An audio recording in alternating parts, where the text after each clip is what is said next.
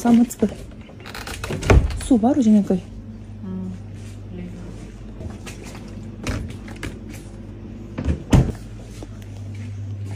Карыз тетрадьыңыз барбы? Карыз жаза турган тетрадьыңыз барбы?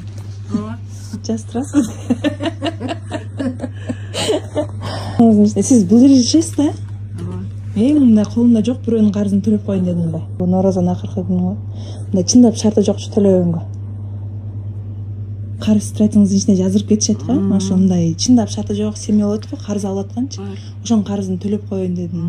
Ошентсем болобу? Жаш үй бүлө, 3 баласы менен, аялы иштебейт. Күйөөсү мынтип иштесе иштейт, иштебесе иштебейт. Ошо карыз жаздырып кеткен карызын төлөп койсом болобу? Болот. Канча болот экен эстеп коюңузчу.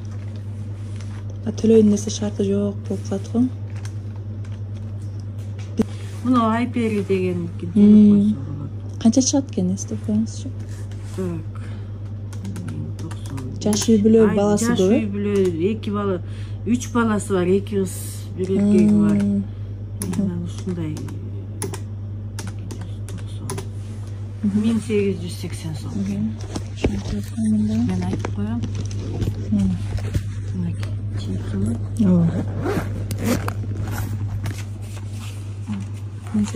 Келген ошо шириндик.